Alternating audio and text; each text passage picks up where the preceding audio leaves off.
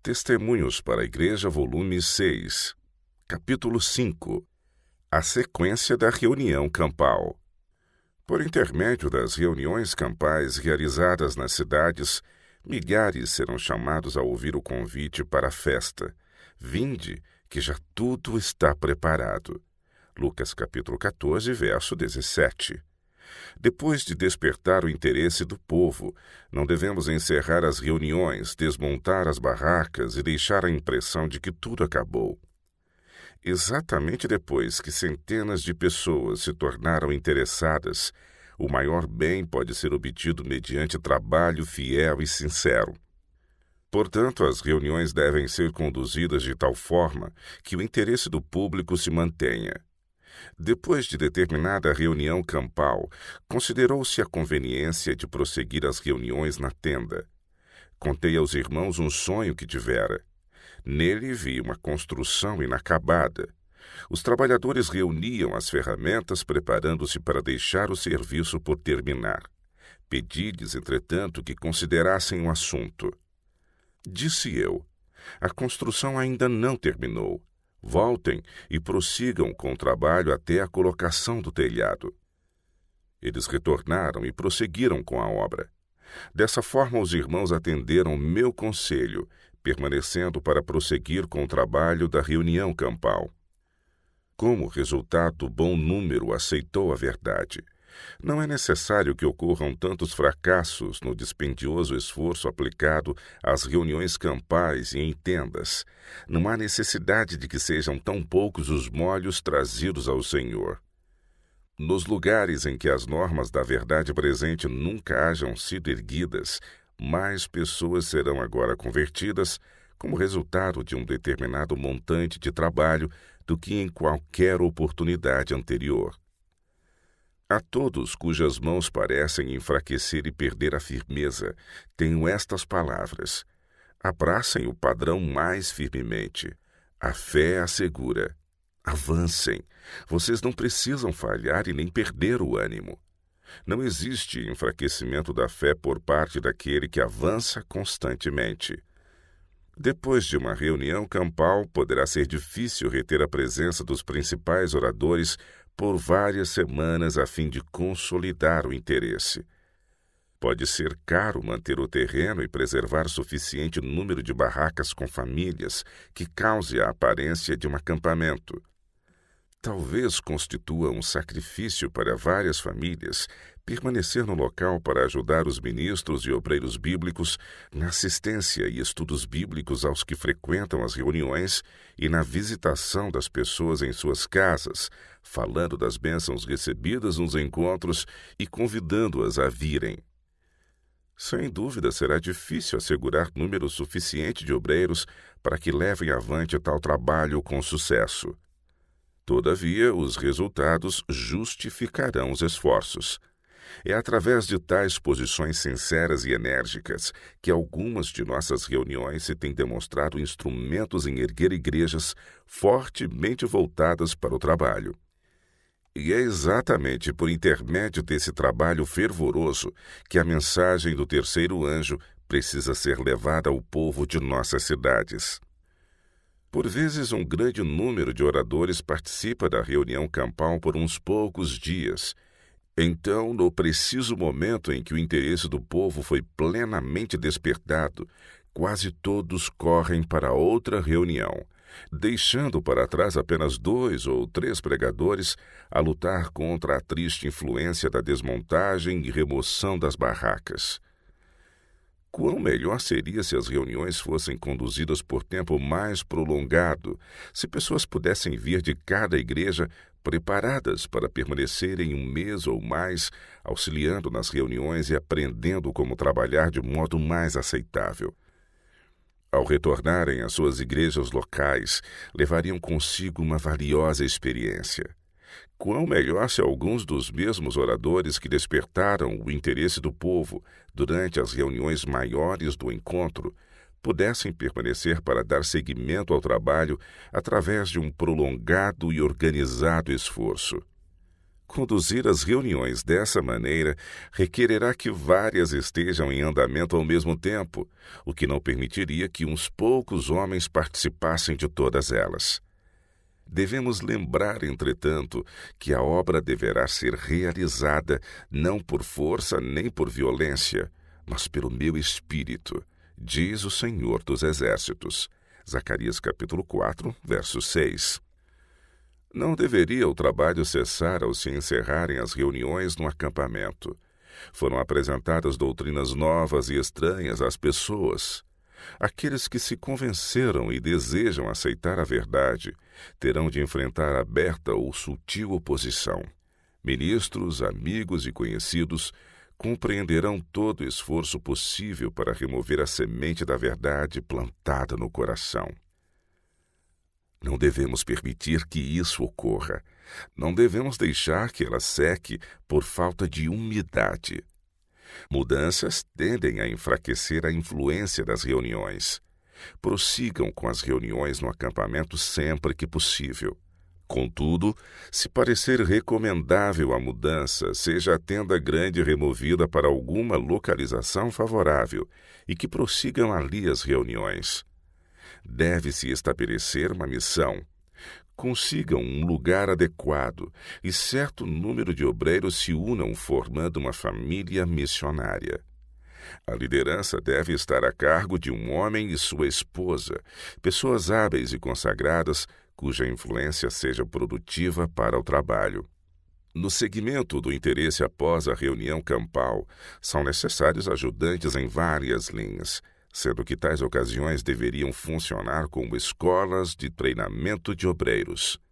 Que os jovens trabalhem vinculados a obreiros experientes, que orarão com eles e os instruirão pacientemente. Mulheres consagradas devem engajar-se na obra bíblica de casa em casa. Alguns dos obreiros devem atuar como colportores, vendendo nossa literatura ou distribuindo-a aos que não puderam comprá-la. Que alguns dos obreiros participem de reuniões religiosas em outras igrejas, tomando parte nos cultos quando se apresentar a oportunidade. Jesus, com a idade de apenas 12 anos, dirigiu-se à escola dos sacerdotes e rabis no templo, onde apresentou perguntas.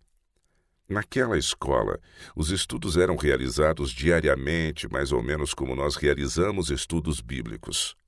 Jesus apresentou as questões na qualidade de aprendiz, mas suas perguntas forneceram novos assuntos para a reflexão dos experientes sacerdotes. Obra similar deve ser empreendida hoje. Jovens criteriosos deveriam ser estimulados a participar das reuniões da Associação Cristã de Moços. Não com a finalidade de contender, senão de pesquisar as Escrituras com os demais e de levantar questões úteis. Houvesse o trabalho em seus vários ramos sido realizado decidida e vigorosamente depois de todas as nossas reuniões campais, um número muito maior de conversos haveria sido reunido como fruto da semente espalhada nessas reuniões. Que os obreiros se relacionem com as pessoas, lendo para elas as preciosas palavras de Cristo. Ergam a Jesus crucificado entre elas, e em breve aquelas que ouviram a mensagem de advertência por parte dos ministros na tenda serão convencidos e estarão procurando maiores informações. Esse será o momento de apresentar as razões da nossa fé com mansidão e temor. Não temor servil, mas um prudente temor quanto a não falarmos irrefletidamente. Que a verdade seja apresentada em toda a sua beleza, com simplicidade e sinceridade, oferecendo o alimento no tempo certo e a cada um a sua porção. Essa obra requer que vocês cuidem das pessoas como quem deve prestar contas. A ternura de Cristo deve permear o coração do obreiro. Se vocês amam os pecadores, revelarão terna solicitude por eles. Oferecerão orações humildes, sinceras, de inteiro coração, em favor daqueles a quem visitam. A fragrância do amor de Cristo será revelada no trabalho dos irmãos. Aquele que deu sua própria vida pela vida do mundo cooperará com o obreiro altruísta para causar impressões nos corações humanos. A obra do evangelista: ensinar as Escrituras e orar com as famílias. Essa é a obra do evangelista, que deve ser mesclada com a pregação. Se ela for omitida, a pregação será, em grande medida, um fracasso. Aproximem-se das pessoas por meio de esforços pessoais. Ensinem-lhes que o amor de Deus precisa penetrar no santuário da vida doméstica. Não assumam qualquer glória para vocês próprios. Não trabalhem com a mente dividida, tentando servir o eu e a Deus ao mesmo tempo. Mantenham o eu fora de vista.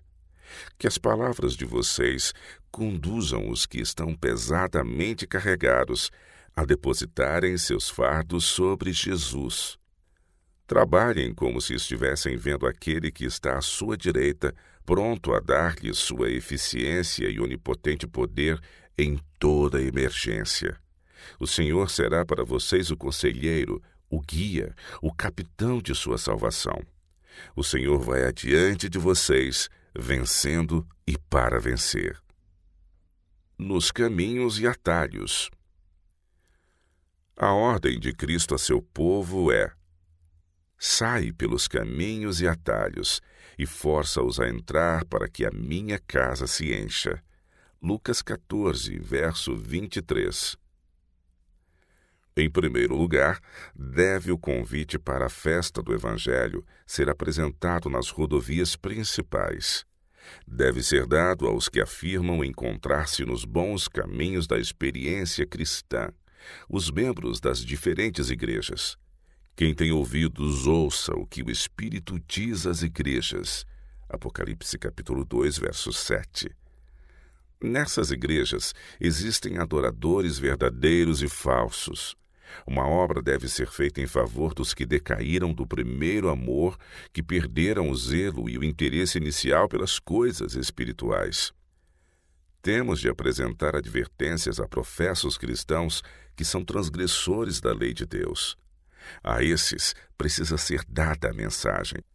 O Senhor diz: e ao anjo da igreja que está em Sardes, escreve: isto diz o que tem os 7 Espíritos de Deus e as 7 estrelas. Eu sei as tuas obras, que tens o nome de que vives e estás morto.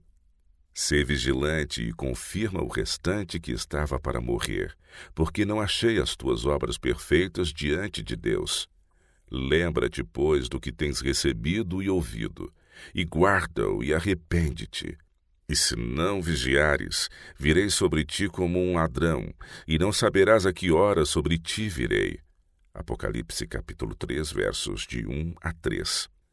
A advertência à última igreja precisa também ser proclamada a todos os que afirmam ser cristãos. A mensagem à Laodiceia, tal qual uma espada de 2 fios bem aguçados, deve ser estendida a todas as igrejas. Eu sei as tuas obras, que nem és frio nem quente. Tomara que fores frio ou quente. Assim, porque és morno e não és frio nem quente, vomitar-te-ei da minha boca. Como dizes, rico sou e estou enriquecido e de nada tenho falta, e não sabe que és um desgraçado e miserável e pobre e cego e nu.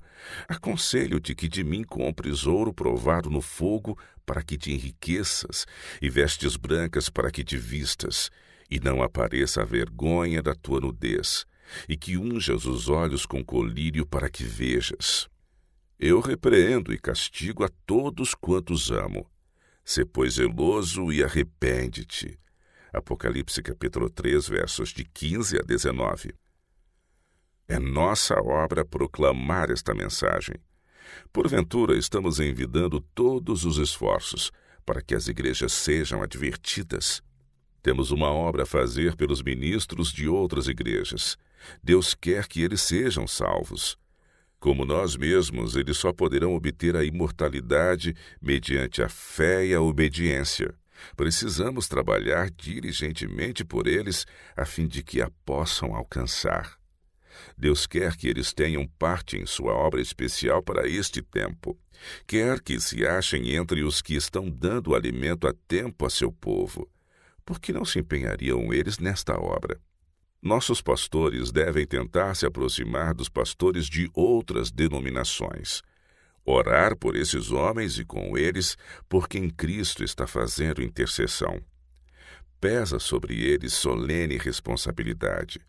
Como mensageiros de Cristo, cumpre-nos manifestar profundo e fervoroso interesse nesses pastores do rebanho.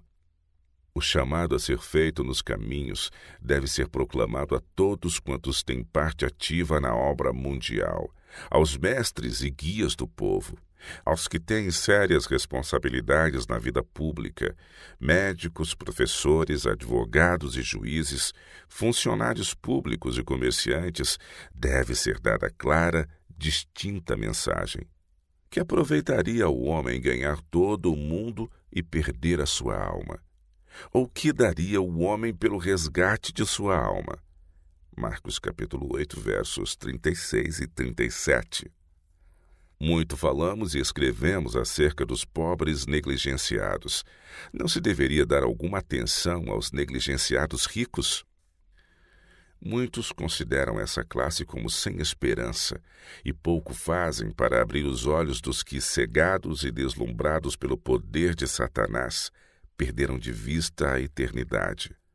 Milhares de ricos baixaram à sepultura sem serem advertidos porque foram julgados pelas aparências e passados por alto como casos perdidos. Mas, por mais indiferentes que pareçam, foi-me mostrado que a maioria dessa classe é de almas opressas. Milhares de ricos acham-se famintos quanto ao alimento espiritual. Muitos que ocupam cargos governamentais sentem a própria necessidade de alguma coisa que não possuem.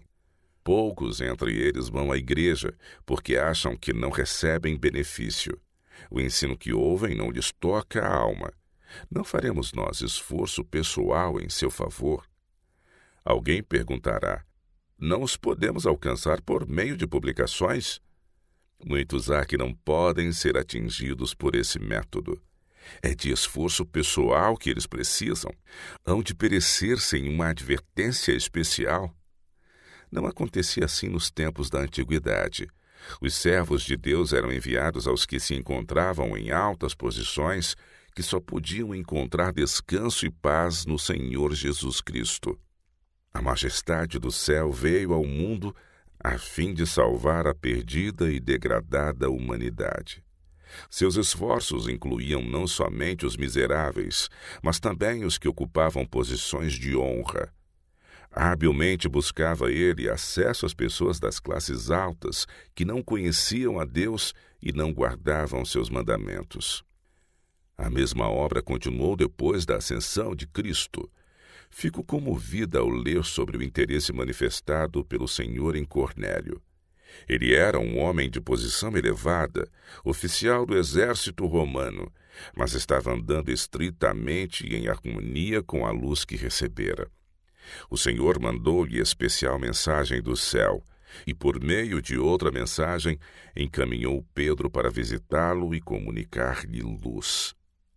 Deve servir-nos de grande animação em nosso trabalho pensar na compaixão e eterno amor de Deus para com os que estão buscando luz e por ela orando. Muitos me são apresentados como sendo semelhantes a Cornélio, homens que Deus deseja unir à sua igreja.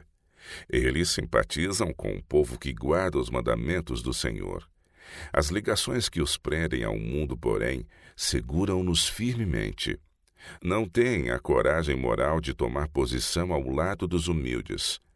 Cumpre-nos fazer especiais esforços por essas almas, necessitadas também de trabalho especial em virtude de suas responsabilidades e tentações. Segundo a luz que me foi dada, sei que deve ser dito agora aos homens de influência e autoridade no mundo um positivo: assim diz o Senhor. Eles são mordomos a quem Deus confiou importantes legados. Caso lhe aceitem um convite, ele os empregará em sua causa. Existem no mundo homens que receberam de Deus a capacidade de organizar e que são necessários para o avanço da obra nestes últimos dias. Homens que possam assumir o encargo de dirigir instituições, homens que possam atuar como líderes e educadores em nossas associações. Deus chama homens capazes de olhar à frente e de discernir a obra a ser realizada, que se desempenhem como fiéis financistas, homens que permaneçam como a rocha, fiéis ao princípio em cada perigo e crise que porventura surja. A causa de Deus necessita agora, tal como em anos passados, os talentos que era o propósito de Deus que tivesse. Contudo, em nossas instituições, tem-se observado a presença de tanto egoísmo que o Senhor não tem podido conectar-se com o trabalho de muitos como deveria. Ele vê que eles não reconheceriam nem apreciariam devidamente essa relação. Deus convida obreiros sinceros e humildes que levem a verdade às classes mais elevadas. Não será através de contato casual ou acidental que os ricos, amantes do mundo e adoradores do mundanismo serão conduzidos a Cristo. Decidido esforço pessoal deve ser empreendido por homens e mulheres imbuídos do espírito missionário, pessoas que não falharão nem serão desencorajadas. Devemos realizar reuniões de oração, pedindo ao Senhor que abra o caminho para que a verdade penetre nas fortalezas em que Satanás assentou o seu trono, dissipando as trevas que ele vem lançando no caminho daqueles que buscam enganar e destruir. Temos esta segurança: a oração feita por um justo pode muito em seus efeitos. Tiago 5, verso 16. Solicitem orações pelas pessoas em favor das quais vocês estão trabalhando. Apresentem-nas diante da igreja como um assunto de súplicas. Será exatamente o que os membros da igreja necessitam: o terem sua mente desviada de insignificantes dificuldades para sentirem um grande fardo de interesse pessoal pela alma prestes a perecer. Escolham outra e mais outra alma, buscando diariamente a orientação de Deus, depositando todas as coisas diante dele através de oração sincera e agindo guiados pela divina sabedoria. Ao assim procederem, Deus concederá a vocês o Santo Espírito para convencer e converter as almas. Alguns há especialmente aptos para trabalhar entre as classes mais altas. Esses devem buscar diariamente o Senhor, estudando a maneira de se aproximarem dessas pessoas, não tendo apenas uma relação acidental, mas apoderar-se delas por meio de esforço pessoal e fé viva, manifestando profundo amor por sua salvação, verdadeiro interesse em que recebam o conhecimento da verdade, como está na palavra de Deus. Para que possam atingir essas classes, os próprios crentes precisam ser uma mensagem viva, conhecida e lida por todos os homens. 2 Coríntios capítulo 3, verso 2. Não representamos de modo tão pleno quanto possível o caráter da verdade, que exalta e enobrece. Estamos sob o risco de nos tornarmos estreitos e egoístas. Com temor e tremor de cairmos em fracasso, relembremos sempre esse fato. Aqueles que trabalham pelas classes mais altas se portem com verdadeira dignidade, lembrando que os anjos são seus companheiros. Que mantenham a casa do tesouro de sua mente e coração repleta do está escrito. Dependurem na antessala da memória as preciosas palavras de Cristo. Elas devem ser valorizadas acima da prata e do ouro. Não devemos ocultar o fato de que somos adventistas do sétimo dia. Talvez a verdade tenha razão de envergonhar-se de nós, por não agirmos em harmonia com seus puros princípios. Nós, entretanto, jamais devemos envergonhar-nos da verdade. Sempre que tiverem oportunidade, confessem sua fé. Sempre que alguém lhes perguntar, ofereçam a razão da esperança que existe em vocês, com mansidão e temor. É a constante percepção da preciosidade do sacrifício expiatório de Cristo em nosso favor que nos habilita a chamar a atenção de outros para o Cordeiro de Deus, que tira o pecado do mundo. Precisamos tornar-nos expositores da eficácia do sangue de Cristo, por meio do qual foram perdoados os nossos pecados. Só assim poderemos alcançar as classes mais elevadas. Nessa obra vamos conhecer muitos motivos para a tristeza, muitas revelações de partir o coração. Cristo disse que é mais fácil passar um camelo pelo fundo de uma agulha do que entrar um rico no reino de Deus. Mas para ele tudo é possível. Pode e quer atuar por meio de instrumentos humanos na mente de ricos, cuja vida tem sido dedicada a ganhar dinheiro.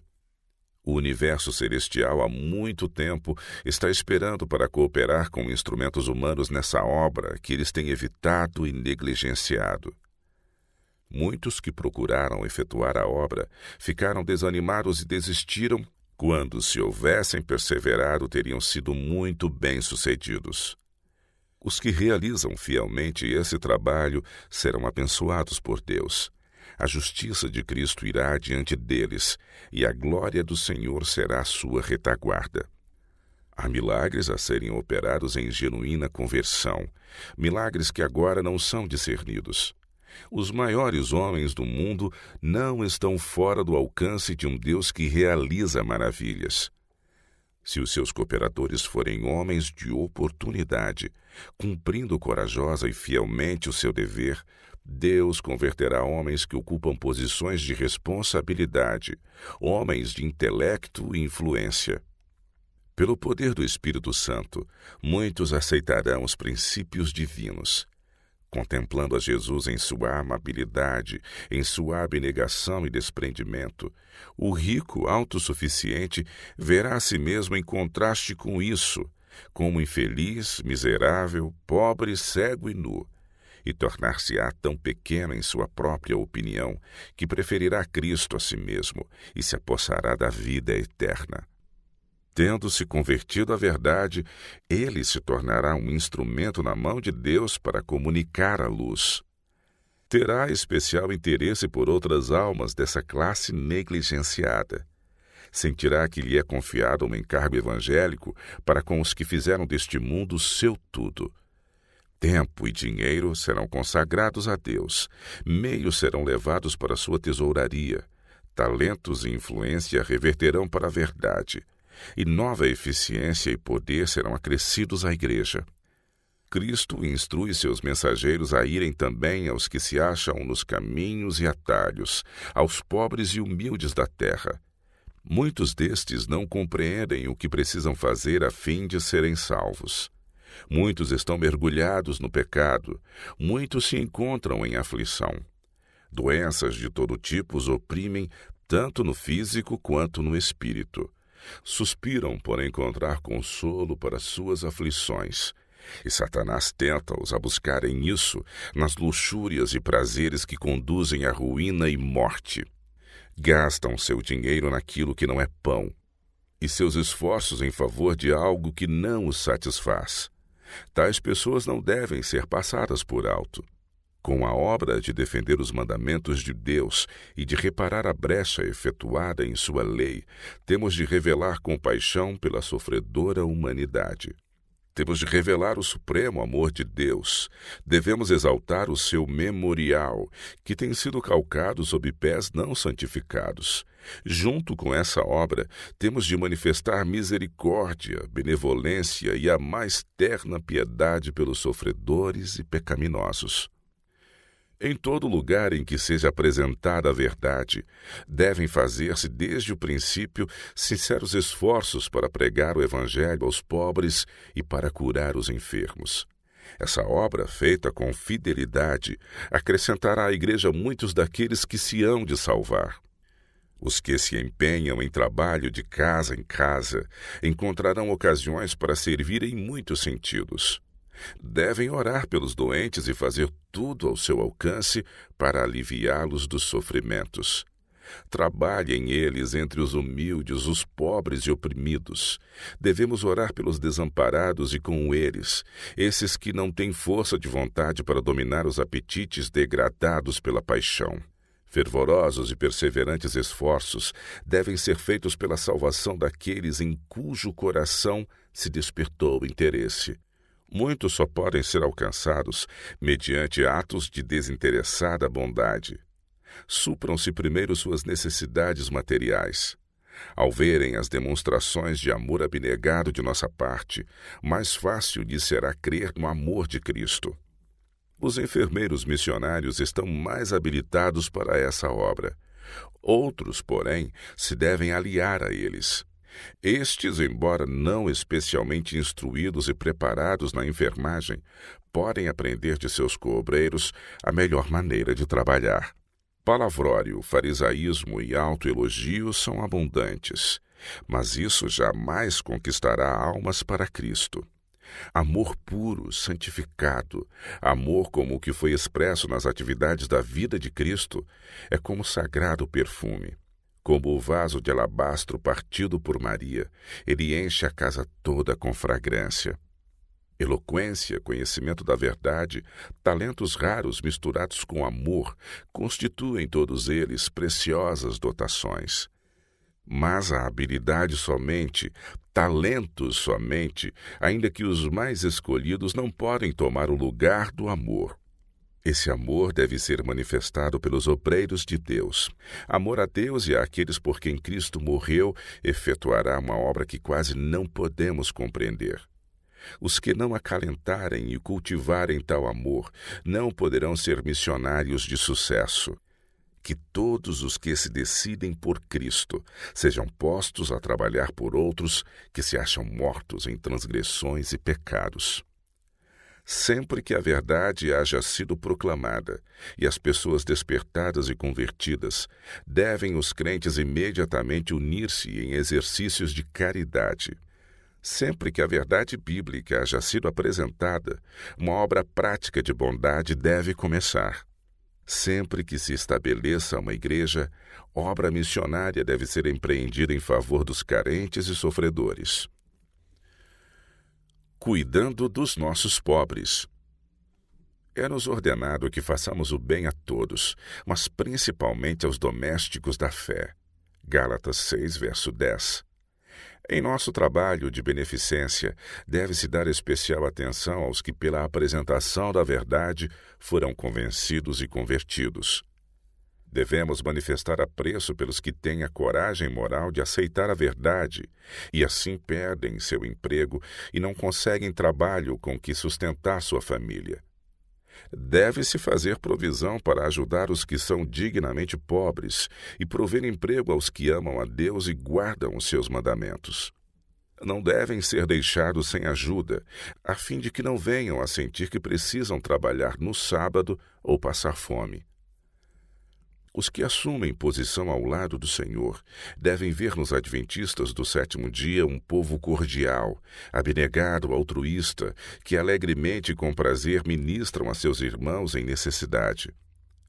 É especialmente dessa classe que o Senhor fala quando diz: "E recolhas em casa os pobres desterrados."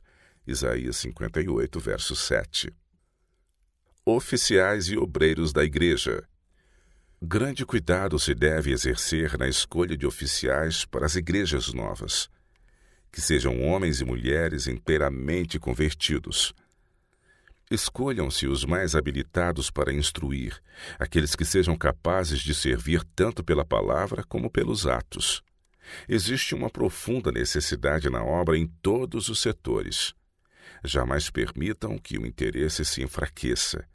Divisem métodos capazes de trazer profundo e vivo interesse às novas igrejas.